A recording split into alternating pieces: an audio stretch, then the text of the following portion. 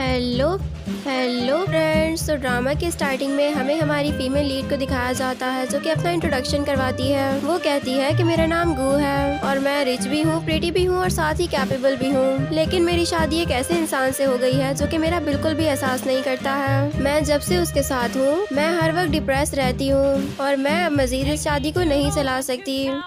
तभी हमें एक फ्लैशबैक का सीन दिखाया जाता है जहाँ पर एक पार्टी हो रही होती है और ग्यू पियानो बजा रही होती है। इतनी देर में वहाँ पर शैन आता है और उसके साथ जियांग भी होती है। जियांग कहती है कि प्लीज इसको बोलो कि यहाँ से चली जाए, मैं इसको यहाँ पर देखना भी नहीं चाहती हूँ। शैन तुम जानते हो ना कि मैं माँ बनने वाली हूँ और ये सब कुछ बच्चे के लिए कितना खतरनाक हो सकता है ये भी तुम जानते होगे। तो शैन कहता है कि हाँ तुम बिल्कुल ठीक कह रही हो। फिर वो गू को कहता है कि तुम यहाँ पर क्यों आई हो, तुम्हें यहाँ पर नहीं आना चाहिए था। गू कहती है कि जब तुम यहाँ पर आ सकते हो तो मैं यहाँ पर क्यों नहीं आ सकती, मैं तुम्हारी लीगल वाइफ हूँ और तुम मुझे छोड़कर अपनी सिस्टर इन लॉ की बात मान रहे हो। तो शैन कहता है कि मेरे सामने मजीद बकवास मत करना। तभी गार्ड्स गू को पकड़ते हैं और शैन के सामने लाकर उसको नील डाउन करवा देते हैं। शैन कहता है कि अब तुम इससे अपोलोजाइज करोगी। गू कहती है कि ऐसा तो मैं कभी भी नहीं करूंगी चाहे जो भी हो जाए। ये सब कुछ सुनकर शैन को बहुत गुस्सा आता है और वो उसके हाथ पर जोर से अपना बूट रख देता है और कहता है कि तुम्हारी मेरे सामने कोई औकात नहीं है, तुम मेरे लिए एक चींटी जैसी हो जिसको मैं जब चाहूँ मसल सकता हूँ, इसीलिए दोबारा इस तरह मेरे सामने जबान चलाने की कोशिश मत करना। फिर सीन वापस प्रेजेंट में शिफ्ट होता है और गू कहती है कि ठीक है जैसा तुमने कहा था अब मैं भी बिल्कुल वैसे ही करूँगी, अगर तुम्हें मुझसे कोई फर्क नहीं पड़ता तो मुझे भी तुमसे कोई फर्क नहीं पड़ता। फिर उसके बाद वो बाथरूम से बाहर निकलती है तो देखती है कि सामने ही बेड पे एक लड़का बैठा होता है जिसका नाम लेन होता है और गू फिर उसके पास चली जाती है। और दूसरी तरफ हम लोग शैन को देखते हैं जो कि सारे गार्ड्स को डांट रहा होता है और वो कहता है तुम लोग कितने ज्यादा हो और तुम लोग अभी तक एक लड़की को नहीं ढूंढ पाए हो, तुम लोग किसी काम के भी नहीं हो। अब जाओ और जाकर गू फैमिली में पता करो, हो सकता है कि गू वहीं पर ही गई हो। इतनी देर में वहाँ से गू आ जाती है और कहती है कि किसी को भी कहीं भेजने की कोई जरूरत नहीं है, मैं खुद ही वापस आ चुकी हूँ। शैन कहता है कि तुम लास्ट नाइट किधर थी, क्या तुम मुझे बताओगी। गू कहती है कि नहीं मैं तुम्हें कुछ भी नहीं बताना चाहती और मैं बहुत ही ज्यादा थक चुकी हूँ। शैन कहता है कि तुम्हारी हिम्मत कैसे हुई मेरे सामने जबान चलाने की। तो गू उसको कहती है कि ठीक है अगर तुम्हें डाइवोर्स चाहिए ना तो तुम मुझे किसी भी वक्त डाइवोर्स दे सकते हो, मैं उन पेपर्स पर साइन कर दूंगी, मुझे कोई मसला नहीं है अगर तुम मुझे छोड़ दो और मैं खुद भी यही चाहती हूँ कि तुम मुझे डाइवोर्स दे दो। ये कह के वो वहाँ से चली जाती है। तो शैन कहता है कि रुको मेरी बात सुनो, मेरी बात अभी तक खत्म नहीं हुई है। लेकिन गू नहीं रुकती और वहाँ से चली जाती है। साथ ही वो अपने दिल में कह रही होती है कि अब मुझे अपने रेपुटेशन से कोई फर्क नहीं पड़ता, मैं अब शैन फैमिली को बर्बाद करके रहूंगी। शैन ने मेरी वेडिंग नाइट को रुइन किया था, अब मैं उसको बताऊंगी कि जो पेन मैंने फील किया है वो भी फील करेगा और ये सब कुछ अब मैं करके दिखाऊंगी। और शैन नीचे से जोर जोर से चीख कर उसको कह रहा होता है कि तुम जब से शैन फैमिली में शादी करके आई हो ना तो इसका ये मतलब हुआ है कि अब तुम शैन फैमिली का हिस्सा हो और अब तुम यहाँ से सिर्फ तब निकल सकती हो जब तुम मर जाओगी। मरने के बाद तुम्हारी डेड बॉडी इस घर से निकल सकती है, उसके अलावा तुम यहाँ से कहीं नहीं जा सकती हो। शैन बहुत ही ज्यादा गुस्से में होता है और दूसरी तरफ हम लोग गू को देखते हैं जो कि कुछ सोच रही होती है। फिर उसके पास लेन की कॉल आती है, वो लेन की कॉल अटेंड करती है तो लेन उसको कहता है तुमने मेरे साथ काफी अच्छा टाइम स्पेंड किया है, क्या मैं तुम्हें मजीद जान सकता हूँ, मैं तुम्हारे बारे में इतना कुछ भी नहीं जानता।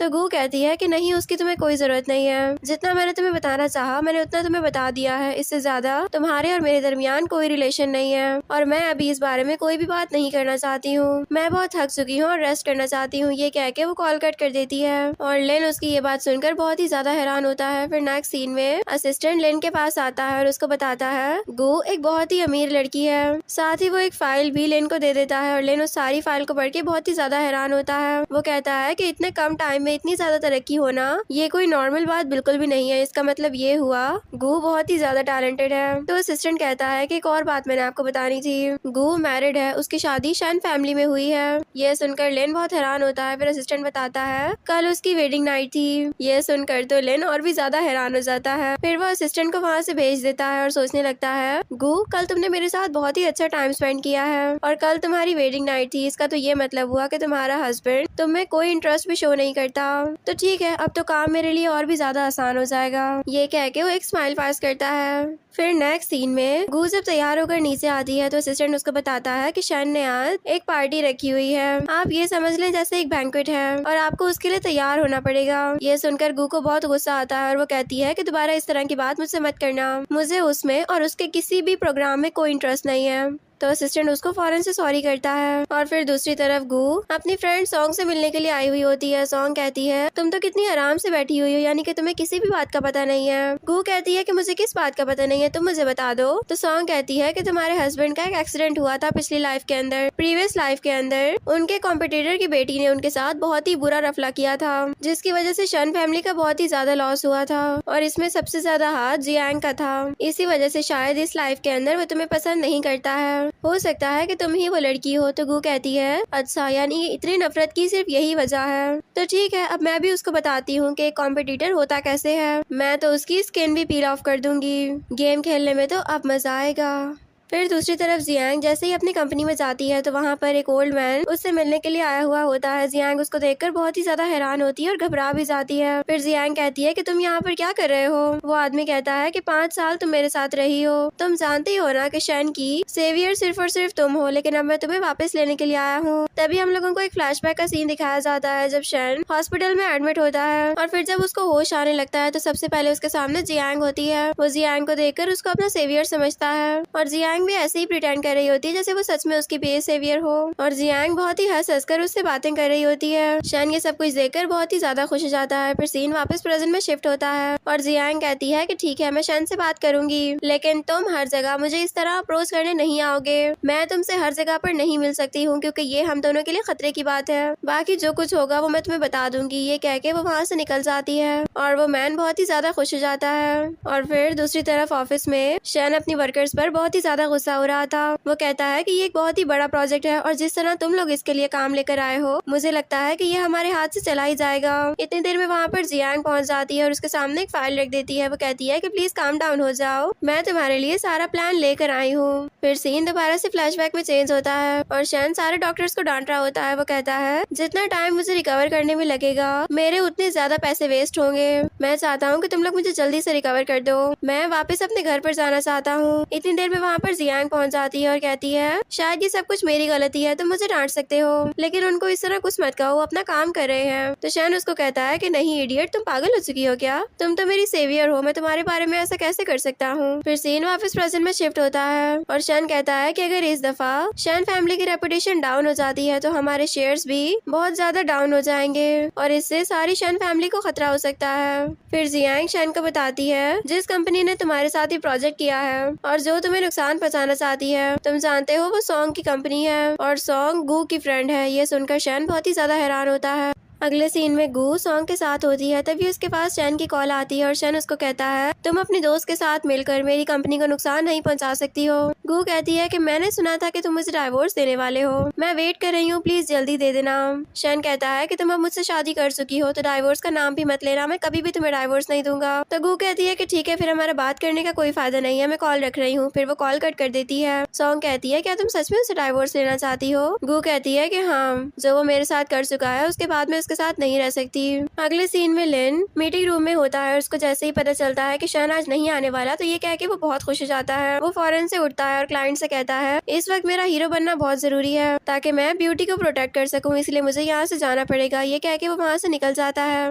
दूसरी तरफ गू के पास किसी की कॉल आई हुई होती है। इतनी देर में वहाँ पर शन पहुँचता है और शन उसको थप्पड़ मार देता है। कहता है कि तुम्हारी हिम्मत कैसी हुई है सब कुछ करने की। और उधर लेन अपने असिस्टेंट के साथ कहीं पर जा रहा होता है। वो असिस्टेंट को कहता है कि जल्दी करो, गू को कुछ भी नहीं होना चाहिए, अगर उसको कुछ हुआ तो मैं शन को छोड़ूंगा भी नहीं। और इधर शन गू को बहुत ही ज्यादा डांट रहा था। गू उसको कहती है कि तुम अब मेरे लिए बिल्कुल यूजलेस हो, मुझे तुम्हारी कोई परवाह नहीं है कि तुम कहाँ जाते हो और तुम क्या करते हो। शन कहता है कि तुम अभी के अभी मेरे सामने नील डाउन करो और मुझसे माफी मांगो, वरना मैं तुम्हें कभी भी माफ नहीं करूंगा और तुम्हें इसी तरह अब्यूज करता रहूंगा। तो गू पागलों की तरह हंसने लगती है और कहती है कि अच्छा, अब तुम ये चाहते हो कि मैं नील डाउन करूं और माफी मांगू तुमसे और इस जियांग से भी, मैं ऐसा कभी भी नहीं करूंगी। और फिर वो जियांग को भी थप्पड़ मार देती है और कहती है तुम जानती हो ना कि मैं इस बीस्ट की वाइफ हूँ और मैं तुम्हारे साथ कुछ भी कर सकती हूँ, तो मेरा कुछ नहीं बिगाड़ सकती। शन कहता है कि मैं तुम्हें कह रहा हूँ कि तुम इसके आगे माफी मांगो, और मैंने ये बात भी सुनी है कि तुमने डाइवोर्स का केस फाइल किया है, यानी अब तुम मुझसे डाइवोर्स चाहती हो, तो फिर तुम में और मुझ में क्या फर्क हुआ।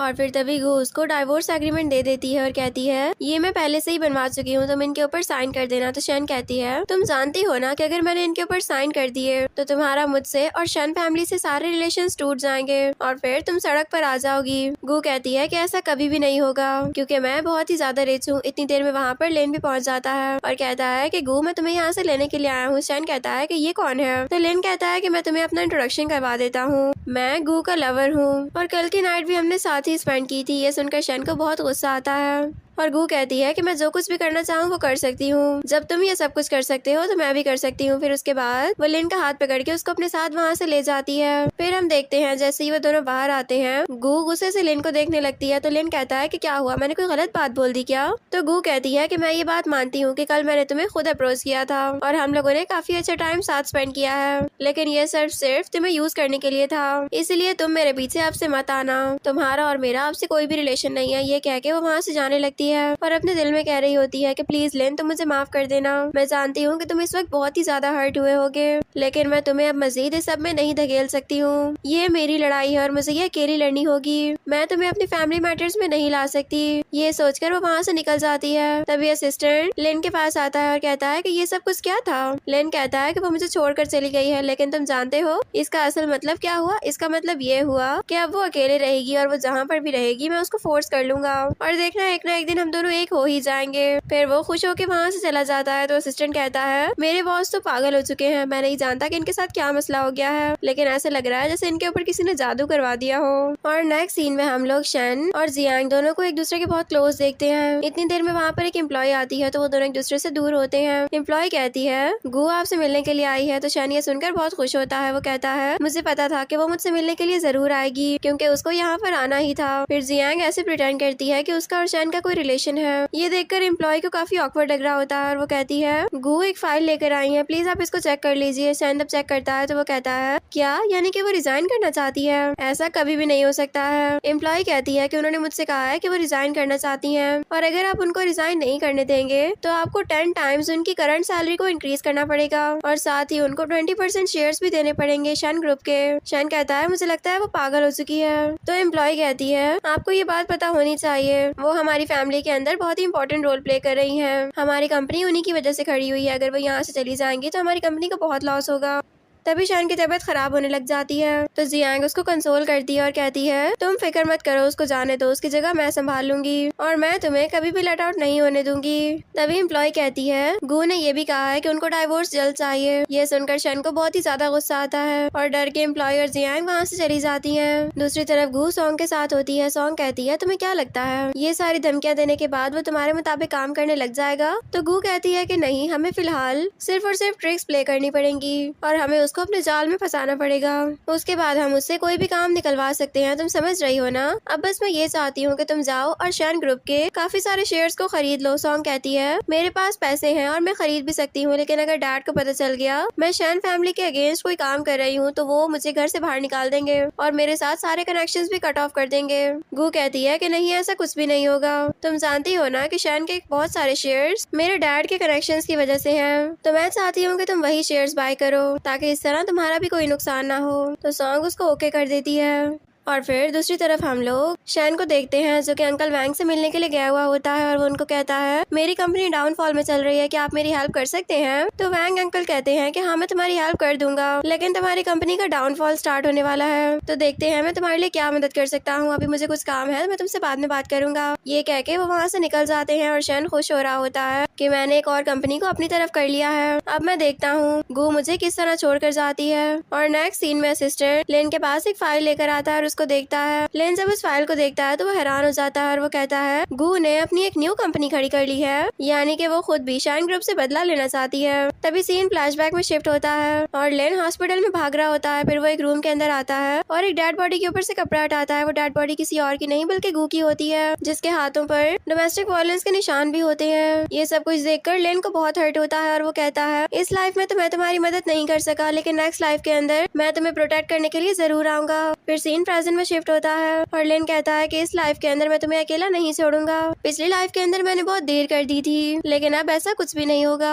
और फिर लिन खुश होकर वहाँ से निकल जाता है। और फिर दूसरी तरफ जियांग के बारे में गू और सॉन्ग दोनों बातें कर रही होती हैं और साथ ही वो शन के बारे में भी बातें करती हैं। सॉन्ग कहती है अभी तक तुमने उसे डाइवोर्स नहीं ली है, हो सकता है कि वो तुम्हें चीट करे और तुम्हें अपने मुताबिक यूज कर सके। आखिर में तो वो जियांग के साथ भाग ही जाएगा ना। तो गू कहती है कि नहीं, ऐसा कुछ भी नहीं होगा, वो ये बात जान ही नहीं सकेगा कि हमने एक न्यू कंपनी खड़ी की है। फिर तभी हम लोग देखते हैं कि वहाँ पर असिस्टेंट और लिन दोनों आ जाते हैं। लिन को देखकर सॉन्ग तो बिल्कुल फ्लैट हो जाती है और वो कहती है कि वाह, ये तो कितना हैंडसम है। वो उससे हाथ मिलाती है और वो बहुत ही ज्यादा खुश होती है। लिन भी उसको देखकर स्माइल करता है और फिर वो गू के पास आकर बैठता है और कहता है कि मुझे पता चला था कि तुम लोग अपनी कंपनी की ग्रैंड ओपनिंग कर रहे हो, तो इसीलिए मैं तुम्हें कांग्रेचुलेट करने के लिए आया था और साथ ही मैं तुम्हें ये बताने के लिए आया था कि मैं तुम लोगों के साथ कोऑपरेशन करना चाहता हूँ। फिर लिन उनको एक फाइल देता है। ये देखकर वो दोनों ही बहुत ज्यादा हैरान हो जाती हैं कि लिन किसी छोटी मोटी फैमिली से नहीं था, बल्कि वो ये ग्रुप का हेड था। लिन कहता है कि मैं तुम लोगों को अपना इंट्रोडक्शन करवा देता हूँ, मैं ये ग्रुप का प्रेसिडेंट हूँ और ये फैमिली का इकलौता वारिस हूँ। तभी सॉन्ग कहती है कि ये सब कुछ क्या हो रहा है, ये तो कोइंसिडेंस है, जैसे नॉवेल्स के अंदर होता है और इस तरह तो आज रियलिटी में भी हो गया।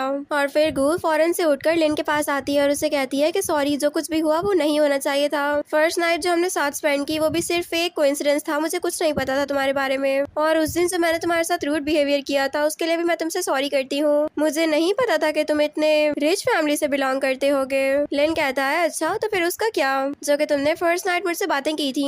यह सुनकर सॉन्ग बहुत ही ज्यादा हैरान होती है। फिर गू कहती है कि लिन, मैं कंपेंसेट करना चाहती हूँ, तुम जो कहोगे मैं वो करूंगी। मुझे नहीं पता था कि तुम इतनी रिच फैमिली से बिलोंग करते हो और तुम मेरी कंपनी के साथ कोऑपरेशन करने के लिए भी आ जाओगे। लिन कहता है कि अच्छा, यानी कि जो मैं कहूँगा तुम वो कर लोगी। गू कहती है कि हाँ, वो मैं कर लूंगी। तो लिन कहता है कि ठीक है, फिर तुम इस कोऑपरेशन को एक्सेप्ट कर लो। ये सुनकर गू और सॉन्ग दोनों ही बहुत हैरान होती हैं और फिर गू और लिन दोनों हैंडशेक कर लेते हैं। देन गू उन पेपर्स पर साइन करती है और लिन और असिस्टेंट वहाँ से निकल जाते हैं। और फिर असिस्टेंट और लिन जैसे ही बाहर निकल कर आते हैं, असिस्टेंट कहता है कि ये सब कुछ आप एक इतनी छोटी कंपनी के लिए क्यों करना चाहते हैं। तभी लिन कुछ सोचता है और तभी सीन फ्लैशबैक में शिफ्ट हो जाता है, जहाँ पर गू और लिन मिल रहे होते हैं और गू ने ग्लासेस पहनी हुई होती हैं। लिन जब उसके ग्लासेस हटाता है तो उसके फेस पर बहुत से निशान होते हैं।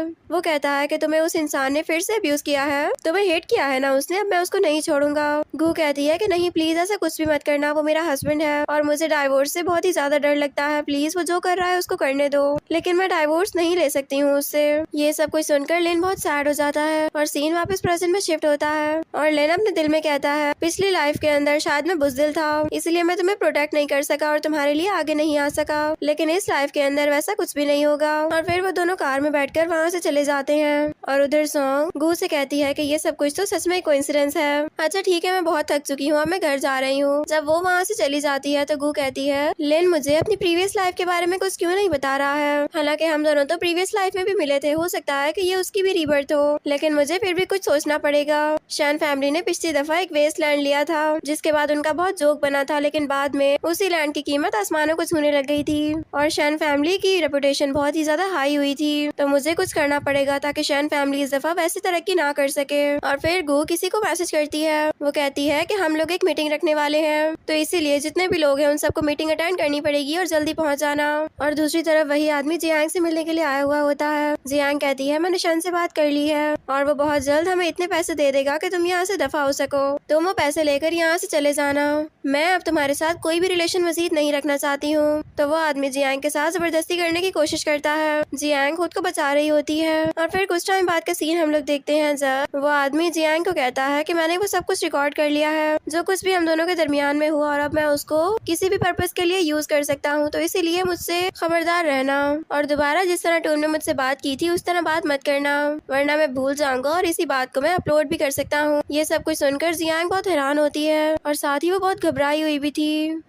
और फिर नेक्स्ट सीन में हम लोग एक ऑक्शन का सीन देखते हैं जहाँ पर जियांग काफी लेट वहाँ पर पहुँचती है, तो शैन उसको कहता है कि तुम इतनी लेट क्यों हो गई थी। तो वो पीछे उसी आदमी को देखती है जो कि उसके साथ फ्लर्ट कर रहा था। फिर जियांग उसको कहती है कि मैं बाथरूम चली गई थी, शायद उधर ही मुझे टाइम लग गया है। फिर वो भी वहाँ पर बैठ जाती है और तभी ऑक्शन स्टार्ट होता है और बोली लगाई जाती है उसी वेस्टलैंड के ऊपर। शैन वो नहीं लेना चाहता था, लेकिन जियांग कहती है इससे हमें बहुत ही फायदा हो सकता है और फिर जियांग बोली लगाती है, तभी गू भी बोली लगाती है और शैन से पीछे मुड़ के गू को वहाँ पर देखता होता है तो वो बहुत ही ज्यादा हैरान हो जाता है। वो कहता है कि पता नहीं ये यहाँ पर क्या कर रही होगी, इसके पास तो इतने पैसे भी नहीं है कि ये पे कर सके, और ये किस तरह बोलियां लगाई जा रही है। फिर शैन जियांग को कहता है कि तुम मुझे बताओ कि इसमें हमें कोई फायदा हो सकता है। जियांग कहती है कि बिल्कुल फायदा हो सकता है हमें, और थोड़ा सा नहीं बल्कि बहुत ज्यादा फायदा होगा। फिर शैन भी 20 मिलियन की बोली लगाता है, और फिर तभी गू दोबारा बोली लगाती है। तो शैन कहता है कि इसका तो ये मतलब हुआ कि तुम मेरे अगेंस्ट जाना चाहती हो, तुम मेरे अगेंस्ट जाकर कुछ भी हासिल नहीं कर पाओगी, ये बात मैं तुम्हें अभी से बता दूं। तो गू उसको कहती है कि बिजनेस की दुनिया में ना कोई फादर होता है और ना ही कोई सन होता है, तो तुम्हें ऐसा क्यों लगता है कि मैं तुम्हारे अगेंस्ट जाऊंगी। तो शैन कहता है कि ठीक है, यानी कि मुझे समझ में आ चुकी है, तुम मेरे खिलाफ जाना चाहती हो और तुम मरना चाहती हो। फिर शैन उठकर वहाँ से चला जाता है, और तभी अनाउंस किया जाता है गू ने वो वेस्टलैंड जीत ली है। तभी एक लड़की कहती है कि मैं इसको नहीं मानती हूँ, और हम देखते हैं कि वहाँ से सॉन्ग भी आ रही होती है। दूसरी तरफ असिस्टेंट लिन को बताता है आज ऑक्शन होने वाला है और शायद ऑक्शन में कोई गड़बड़ हो गई है। ये सुनकर लिन बहुत हैरान होता है, और इधर हम लोग देखते हैं कि ऑक्शन के अंदर सॉन्ग और उसके डैड आए होते हैं, और डैड कहते हैं कि कोई भी मेरी बेटी पर बोली लगाकर उसको खरीदना चाहे तो खरीद सकता है, क्योंकि इसने मेरी इजाजत के बगैर एक कंपनी खड़ी की है, यानी वो बैंक्रप्सी की तरफ तो खुद ही जा चुकी है। ये सुनकर शन स्माइल करता है, और तभी जियांग बहुत ही ज्यादा खुश हो जाती है। फिर उसके बाद वो उस आदमी को कहती है देखो अब तो उनकी कंपनी भी बैंक्रप्सी की तरफ जा रही है, यानी अब वो लोग ये बोली नहीं लगा सकते। और तभी सॉन्ग के डैड शन से सॉरी करते हैं और कहते हैं कि मेरी बेटी ने आपके खिलाफ जो कुछ भी किया है मैं उसके लिए आपसे माफी मांगता हूँ, और मैं उसको ऐसी सजा दूंगा जो वो याद रखेगी। मैं अपनी बेटी को बहुत ही दूर भेज दूंगा, ये कभी भी आपको दोबारा परेशान नहीं करेगी। तो शन भी उसको ओके कर देता है, वो बहुत ही ज्यादा खुश होता है। तभी दोबारा अनाउंस किया जाता है कि मिस्टर गू फिर भी वो वेस्टलैंड जीत चुकी हैं। तो डैड कहते हैं कि ऐसा कैसे हो सकता है, मैंने अभी कहा ना कि इनकी कंपनी बैंक्रप्सी की तरफ जा रही है, तो ये ऑफर इतनी इफेक्टिव कैसे हो सकती है। अभी वो सब लोग ये बातें सोच ही रहे होते हैं कि इतनी देर में वहाँ से असिस्टेंट और लेन दोनों आ जाते हैं, और लेन सबको अनाउंस करता है कि वो वेस्टलैंड मैंने खरीदी है और मैं वो गू के नाम करना चाहता हूँ। फिर वो गू से भी सॉरी करता है और कहता है कि मुझे माफ कर देना, मैं लेट हो चुका हूँ। तभी जियांग खड़ी हो जाती है और हंसने लगती है और कहती है देखो एक लड़की जो कि मैरिड है उसके लिए ये ग्रुप का प्रेसिडेंट कितना पागल हो रहा है, तुम लोगों को कुछ गाल में काला लगता है ना। मुझे तो इन दोनों के ऊपर पहले से ही बहुत शक था। असिस्टेंट कहता है कि आप मेरे यंग मास्टर के बारे में ऐसे बात नहीं कर सकती हैं। तभी जियांग कहती है कि मैं देखती हूँ ये फैमिली किस तरह गू को एक्सेप्ट करती है, और अगर उन्होंने ऐसा कर लिया तो मैं इसके सामने नील डाउन करूंगी, इससे माफी मांगूंगी और साथ ही नीचे बैठकर खाना भी खाऊंगी। इतनी देर में वहाँ से ये फैमिली की ग्रैंड माँ आ जाती है, जिसको देखकर सब लोग बहुत हैरान होते हैं, यहाँ तक कि लिन खुद भी बहुत हैरान था। फिर ग्रैंड माँ लिन को कहती है कि तुम मेरे साथ क्यों नहीं आए, तुम्हें मुझसे पहले इस कंपनी में आने की क्या जरूरत थी। ये सुनकर शन और जियांग दोनों हैरान होते हैं। वो कहते हैं इसका मतलब है कि ये कोई आम लड़का नहीं है, ये सच में ये ग्रुप का प्रेसिडेंट है और ये फैमिली का हेयर भी। और तभी ग्रैंडमा जियांग को कहती हैं अब तुम नील डाउन करो और खाना भी खाओ जैसा कि तुमने प्रॉमिस किया था, क्योंकि ये जिस पागल लड़के को तुम देख रही हो ना ये सच में मेरा ग्रैंडसन ही है।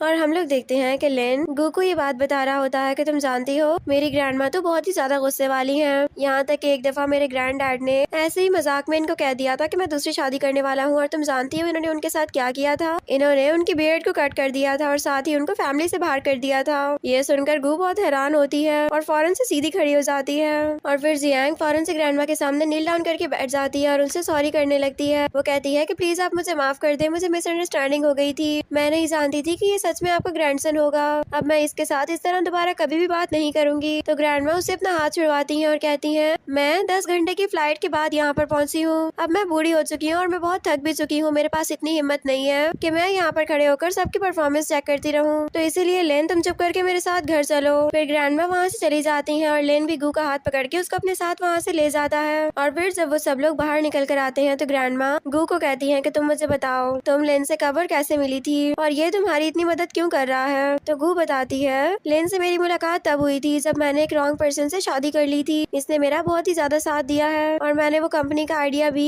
इसी की इंस्पिरेशन से रखा था, लेकिन सॉन्ग के डैड ने आकर सब कुछ ही बर्बाद कर दिया है। ग्रैंडमा कहती हैं कि ठीक है बाकी बातें हम लोग बाद में करेंगे, अभी हम लोगों को चलना चाहिए। फिर वो सब लोग कार में बैठकर वहाँ से निकल जाते हैं, और फिर जब वो सब लोग ये फैमिली के सामने खड़े होते हैं तो ग्रैंडमा अंदर जा रही होती है और गू लिन को कहती है तुम्हारी ग्रैंडमा काफी टाइम बाद आई है तो तुम्हें उनके साथ टाइम स्पेंड करना चाहिए, हम लोग फिर कभी बात कर लेंगे। ये कह के वो वहाँ से चली जाती है और ग्रैंडमा भी लिन के ऊपर बहुत गुस्सा करती हैं और उसको जबरदस्ती अपने साथ खींचकर ले जाती हैं अंदर। दूसरी तरफ गू कुछ सोच रही होती है और उसके बाद वो किसी को कॉल करके कहती है कि मुझे ये फैमिली के बारे में सारी इन्फॉर्मेशन चाहिए, खास तौर पर वहाँ की ग्रैंड माँ के बारे में, जो कि अब ये फैमिली की मिस्ट्रेस हैं, और मैं चाहती हूँ कि तुम ये काम जल्द से जल्द कर दो। और इधर ऑफिस में शैन बहुत ही ज्यादा सैड बैठा हुआ था, तभी उसके पास जियांग आती है और उसको कंसोल करती है। फिर जब वो दोनों एक दूसरे के बहुत क्लोज हो जाते हैं तो जियांग छुप के दोनों की पिक्चर्स क्लिक कर लेती है और वेयर सी स्माइल भी करती है। और दूसरी तरफ गू सॉन्ग से मिलने के लिए जाती है तो सॉन्ग कहती है, अच्छा हुआ कि तुम यहाँ पर आ चुकी हो, मैंने तुमसे सॉरी करना था। मेरे डैड ने मेरे कार्ड्स को फ्रीज करवा दिया है, वो नहीं चाहते कि मैं एक अलग कंपनी खोलूं और शैन फैमिली के खिलाफ जाऊं। तो फिर गू कहती है कि तुम्हें इस सब के लिए माफी मांगने की कोई जरूरत नहीं है, मैं जानती हूँ कि तुम खुद भी इस सब से बहुत ही ज्यादा परेशान हो, इसीलिए मैं तुम्हें मजीद परेशान नहीं करना चाहती हूँ। फिर वो दोनों बातें करने ही लगती हैं कि इतनी देर में वहाँ पर असिस्टेंट और लेन दोनों पहुँच जाते हैं। लेन को देखकर सॉन्ग कहती है कि ठीक है, मैं यहाँ से जाना चाहती हूँ। सॉन्ग फौरन वहाँ से भागती है और असिस्टेंट भी उसी के पीछे चला जाता है और गू आकर बहुत हैरत से पहले सॉन्ग के बिहेवियर को नोटिस करती है और फिर उसके बाद लेन उसके पास आकर बैठता है और उससे कहता है कि मैं तुमसे मिलने के लिए आया था, क्या तुम मेरे लिए भी कुछ खाना मंगवा दोगी, मैंने तुमसे बात भी करनी है ना इस वजह से। तो गू कहती है कि ठीक है, हम लोग चल के बात कर सकते हैं। फिर हम लोग देखते हैं वो दोनों साथ में होते हैं। गू कहती है कि तुम यहाँ पर क्या कर रहे हो, तुम तो एक रिच चाइल्ड हो, तुम इस तरह ऐसे अरे गहरे स्ट्रीट फूड्स क्यों खाओगे, ये तो सिर्फ हम जैसे लोगों के लिए होते हैं ना। तो लेन कहता है कि तुम्हारे लिए मैं कहीं पर भी जा सकता हूँ और मैं कोई भी खाना खा सकता हूँ। ये सुनकर गू बहुत ही ऑकवर्ड फील करती है और इतनी देर में वहाँ पर कुछ गुंडे आ जाते हैं। वो गू के साथ फ्लर्ट करने लगते हैं, लेकिन लेन कहता है प्लीज तुम यहाँ से भाग जाओ और जाकर हेल्प के लिए कहो, मैं इनसे लड़ता हूँ। फिर वो उन गुंडों से लड़ने लगता है तो वो खुद भी इंजर्ड हो जाता है। इतने में गू वहाँ पर पुलिस को बुलाकर ले आती है। पुलिस अरेस्ट कर लेती है उन गुंडों को और फिर गू लेन को सहारा देकर हॉस्पिटल तक ले जाती है। दूसरी तरफ हॉस्पिटल में जब लेन को होश आता है तो गू कहती है कि तुम्हारे साथ जो भी हुआ उसके लिए मैं तुमसे सॉरी करती हूँ। तभी वहाँ पर ग्रैंड माँ भी पहुँच जाती है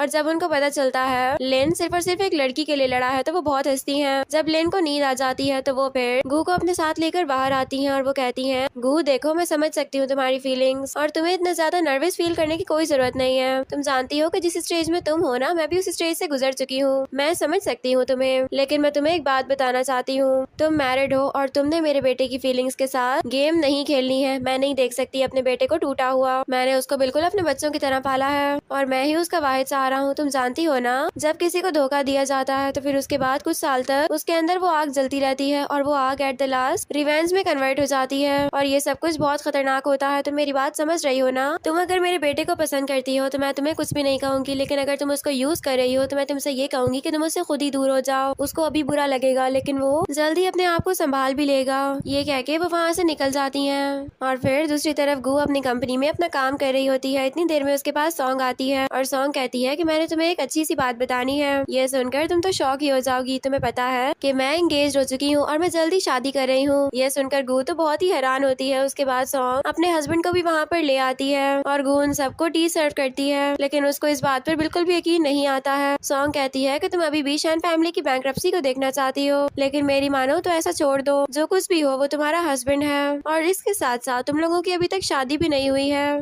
अगर उसके साथ कुछ बुरा हुआ यानी कि तुम्हारे साथ भी हो सकता है। गू कहती है कि प्लीज तुम मेरी फिक्र मत करो, मैं बिल्कुल ठीक हूँ। तुम जाओ और जाकर अपनी मैरिज लाइफ को अच्छे से एंजॉय करो और कंपनी की फिक्र मत करना, इसको मैं संभाल रही हूँ। और फिर दूसरी तरफ जैसे ही लेन को होश आता है तो वो देखता है कि उसके पास कोई भी नहीं होता। फिर वो अपने साइड टेबल पर एक लेटर को देखता है। जैसे ही वो उसको खोल के पढ़ता है तो वो गू की तरफ से एक गुड बाय लेटर होता है। ये देखकर वो बहुत ही डर जाता है और वो फौरन से भागता है गू को ढूंढने के लिए, लेकिन गू उसको कहीं पर भी नहीं मिलती। और इधर गू कंपनी में होती है जो कि ये सोच रही होती है, लेन मुझे माफ कर देना, मैं तुम्हें मजीद हर्ट नहीं कर सकती हूँ। पिछली लाइफ के अंदर मैं मर चुकी थी, मैं नहीं चाहती कि तुम्हारा और मेरा रिलेशन थोड़ा आगे बढ़े, इस तरह तुम्हें और भी ज्यादा हर्ट होगा।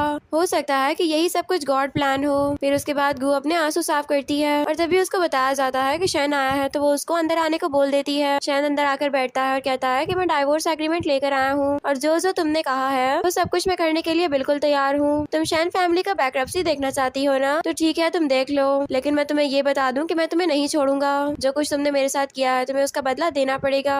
तभी गू कुछ सोचने लगती है और सीन फ्लैशबैक में शिफ्ट होता है। जब शैन का कार एक्सीडेंट हुआ था तब उसको बचाने वाली जियांग नहीं बल्कि गू थी। गू उसको बचाकर साइड पर लेकर आई थी और तभी उसकी कार ब्लास्ट हो गई थी। शैन को होश आता है लेकिन ज्यादा नहीं, उसको सिर्फ इतना होश आता है कि वो अपनी साथ पड़ी हुई लड़की के माउंट्स को देख सकता है। फिर उसके बाद वो दोबारा बेहोश हो जाता है और सीन प्रेजेंट में शिफ्ट होता है। तो गू कहती है तुम्हारी लाइफ सेवियर तो मैं हूँ, लेकिन हॉस्पिटल में मेरी जगह पर जियांग पहुँच गई थी, ये कैसी रिप्लेसमेंट है। और फिर वो सैड हो जाती है और फिर वो शैन को कहती है कि मुझे तुम्हें कोई भी इंटरेस्ट नहीं है, अब तुम्हारे साथ जो भी होता है होता रहे, मुझे कोई फर्क नहीं पड़ता। ये सुनकर शैन बहुत गुस्से में आ जाता है और वहाँ से अपनी फाइल लेकर वो वहाँ से चला जाता है। तभी गू अपने दिल में कहती है मैं तुम्हें अब सिर्फ छोड़ देना चाहती हूँ, मैं चाहती हूँ कि तुम्हें सच्चाई का खुद पता चले, फिर तुम मेरे पास खुद आओगे और मैं तुम्हें कभी भी माफ नहीं करूंगी। तुमने मेरे साथ बिल्कुल अच्छा नहीं किया है, एक फेक लड़की के लिए तुम अपनी वाइफ के साथ ये सब कुछ करते रहे, देखना वो सारे गेम्स तुम पर दोबारा प्ले किए जाएंगे। और फिर दूसरी तरफ बेसमेंट के अंदर जियांग उसी आदमी के साथ होती है। वो आदमी कहता है कि मेरे बच्चे का बहुत ही ज्यादा ख्याल रखना,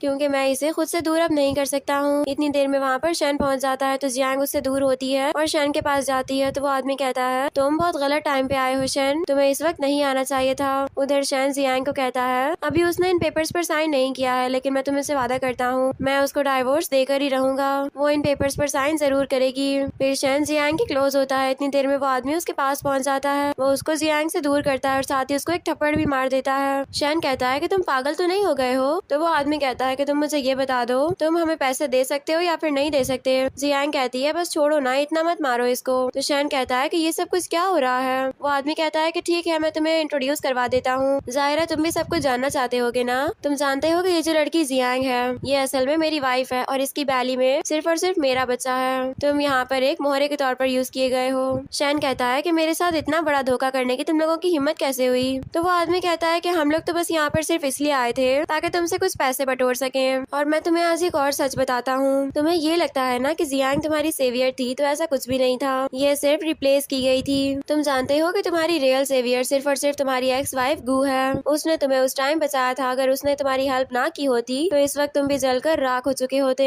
उसने तुम्हारी बहुत हेल्प की, लेकिन उसके बाद हॉस्पिटल में गू की जगह जियांग पहुँच गई थी और तुम्हें ये लगा कि वो नहीं बल्कि ये तुम्हारी सेवियर है, ये तुम्हारे साथ सिर्फ इसी वजह से थी ताकि तुमसे ये पैसे बटोर सके और इस तरह हम लोग अपनी बेबी की अच्छी से अच्छी केयर कर सकेंगे। और फिर वो आदमी उसको लात मार देता है तो शैन बेहोश हो जाता है। जियांग कहती है कि ये अब हमारे किसी भी काम का नहीं है। वो आदमी कहता है कि ये हमारे काम आ सकता है, तुम बस देखती जाओ। तो फिर जियांग कहती है इसके पास सिर्फ एक छोटे से विला के अलावा और कुछ भी नहीं है, सब कुछ तो खत्म ही हो चुका है, अब इसके पास क्या बचा है। और तभी वो आदमी शैन की पॉकेट से उसका मोबाइल निकाल लेता है और किसी को कॉल करने लगता है। और दूसरी तरफ गू अपनी कंपनी में होती है और वो सारे एम्प्लॉयज का काम चेक कर रही होती है। इतनी देर में उसके पास शैन के मोबाइल से कॉल आती है तो वो कॉल अटेंड करती है। तो वो आदमी कहता है हमने शैन को बहुत ही ज्यादा मारा है, अब हम लोग ये चाहते हैं कि तुम उसको आकर यहाँ से ले जाओ, क्योंकि अगर तुम उसको नहीं लेकर जाओगी तो फिर हमारा जो दिल करेगा हम लोग उसके साथ वही करेंगे। फिर जियांग भी कहती है कि हाँ तुम जल्दी पहुँच जाना, हो सकता है कि इस तरह शैन की लाइफ सेफ हो जाए। तभी गू उनसे एड्रेस पूछती है और फौरन से वहाँ से निकल जाती है। और फिर उधर वो आदमी शैन को कार की डिग्गी में डाल देता है और वो उससे उसकी वॉच भी ले लेता है और कहता है अभी तो इसके लिए यही सब कुछ इम्पोर्टेंट है और हम भी इसे यही सब कुछ लेकर भागेंगे।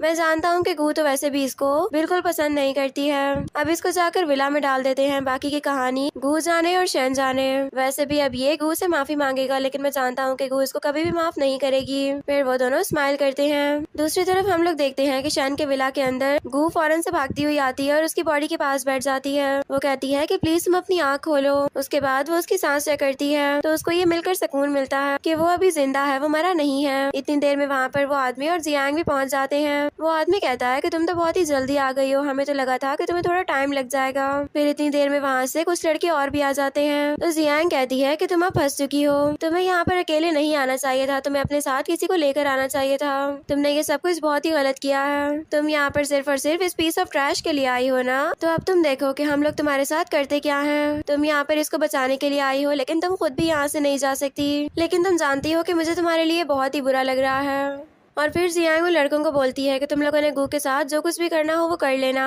लेकिन एक बात याद रखो, जिसने गू की जिंदगी को बर्बाद किया उसको हम लोग 100 मिलियन देंगे। गू कहती है कि तुम मेरे साथ ये सब कुछ क्यों कर रही हो, मैंने तो तुम्हारा कभी भी कुछ भी नहीं बिगाड़ा है ना। तो जियांग कहती है कि सॉरी, मुझे माफ करना, मैं तुम्हें ये बताना भूल गई थी कि मैं ये सब कुछ सिर्फ और सिर्फ पैसों के लिए कर रही हूँ। गू कहती है कि ठीक है, तुम लोगों को जितने भी पैसे चाहिए मैं दूंगी।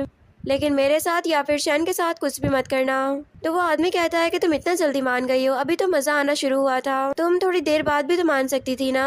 फिर जियांग कहती है कि सोच लो, कहीं ऐसा ना हो कि तुम्हें बाद में एम्बैरेस फील करना पड़े, और मैं नहीं चाहती कि तुम इस तरह का कोई भी रिग्रेट सारी जिंदगी अपने दिल में रखो।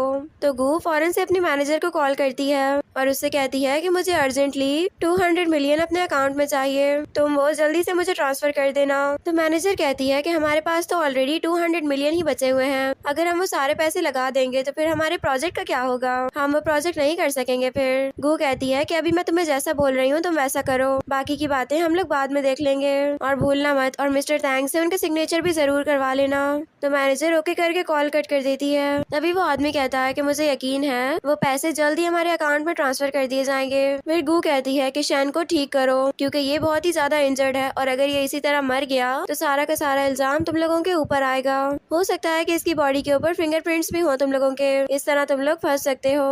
तो इसीलिए शैन के साथ अच्छे से बिहेव करो और इसको हॉस्पिटल पहुंचाओ। तो फिर तभी एक आदमी शैन को एक मेडिसिन देता है जिसकी वजह से उसको वापस होश आ जाता है। और दूसरी तरफ मैनेजर ये सोच रही होती है कि पता नहीं गू ने इतनी अर्जेंटली पैसे क्यों मंगवाए होंगे, वो ऐसा पहले कभी भी नहीं करती है, ये हो सकता है कि उसके साथ रियल में कोई प्रॉब्लम हो चुकी हो, और मुझे ये सब कुछ पता लगवाना पड़ेगा, मैं कंपनी को इतनी आसानी से इतने बड़े रिस्क में नहीं डाल सकती हूँ। फिर वो याद करती है कि गू के पास एक कॉल भी आई थी, जिसको कट करने के बाद गू फौरन वहाँ से भागी थी, वो बहुत घबराई हुई थी, ये भी हो सकता है कि उसके साथ कुछ हो गया हो। तो फिर मैनेजर फौरन से किसी को कॉल करती है, और दूसरी तरफ हम लोग सॉन्ग को देखते हैं जो कि अपने हस्बैंड के साथ लेन से मिलने के लिए जाती है। लेन कहता है कि मुझे तुम दोनों को एक साथ देखकर बहुत ही ज्यादा खुशी हो रही है। सॉन्ग कहती है कि हाँ, मैं भी अब बहुत ही ज्यादा खुश हूँ, क्योंकि मुझे एक बहुत ही अच्छा लाइफ पार्टनर मिल गया है। इतनी ही देर में सॉन्ग के पास मैनेजर की कॉल भी आ जाती है, और वो कॉल कट करने के बाद सॉन्ग कहती है गू के साथ कुछ बुरा हो रहा है और हमें उसको बचाने के लिए जाना पड़ेगा। यह सुनकर लेन भी बहुत ही ज्यादा हैरान होता है। और दूसरी तरफ वो आदमी कहता है कि पैसे अभी तक नहीं आए हैं, तुमने पैसे कहाँ से मंगवाए थे, वो कैश तो नहीं थे, चेक था, या फिर वो पेमेंट थी जो कि ऑनलाइन ट्रांसफर होनी थी, तो इतना टाइम क्यों लग रहा है। गू कहती है कि आप लोग जरा हौसला रखें, वो 200 मिलियन है, $2 नहीं है कि फौरन से आ जाएंगे।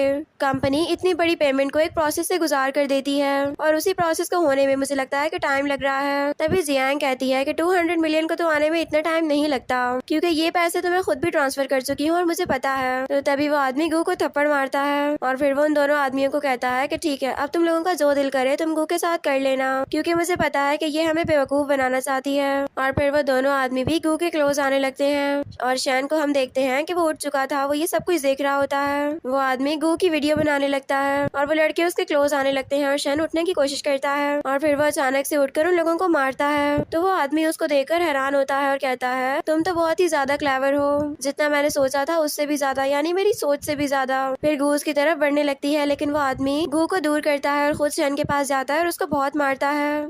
वो आदमी आज बहुत ही ज्यादा गुस्से में था, क्योंकि उसको ये लग रहा था कि वो ट्रैप हो चुका है। वो आदमी शैन को बहुत ही ज्यादा मारे जा रहा था, ये देखकर गू और जियांग दोनों डरी हुई होती हैं, और शैन तभी गू से कह रहा होता है कि मैं जानता हूँ कि मैं गलत था, और मुझे तुमसे माफी मांगने का मौका भी नहीं मिल सका, मैं जानता हूँ मैं गलत था। और यही बात बोलकर वो बेहोश हो जाता है, और हम लोग देखते हैं कि इतनी देर में वहाँ पर पुलिस भी पहुँच चुकी होती है। वो उस आदमी को और जियांग को दोनों को अरेस्ट करती है। जब पुलिस उन दोनों को वहाँ से ले जाती है तो सॉन्ग फौरन से गू के पास जाती है, और गू से कहती है कि तुम डरी हुई तो नहीं हो ना, उन्होंने तुम्हारे साथ कुछ किया तो नहीं था, तो मुझे सब कुछ बताओ। गू कहती है कि नहीं नहीं, मेरे साथ कुछ भी नहीं हुआ, मैं बिल्कुल ठीक हूँ, और तुम्हारा बहुत शुक्रिया कि तुम मेरे लिए यहाँ पर आई हो। और तभी लिन की उसके पास आ जाता है, वो गू को कंसोल करता है और उससे कहता है मुझे माफ कर देना, मैं लेट हो चुका हूँ, लेकिन अब मैं तुमसे शादी करना चाहता हूँ, मैं हमेशा के लिए तुम्हारे साथ रहना चाहता हूँ। और तभी गू भी स्माइल करती है, और हम लोग देखते हैं कि सॉन्ग उन दोनों को साथ में देखकर बहुत ही ज्यादा खुश होती है। और फिर गू और लिन दोनों एक दूसरे को हग कर लेते हैं और एक दूसरे को कंसोल करते हैं, और इन स्वीट मोमेंट्स को साथ में स्पेंड करते हैं। और इसी सीन पर हमारे इस ड्रामा की हैप्पी एंडिंग हो जाती है।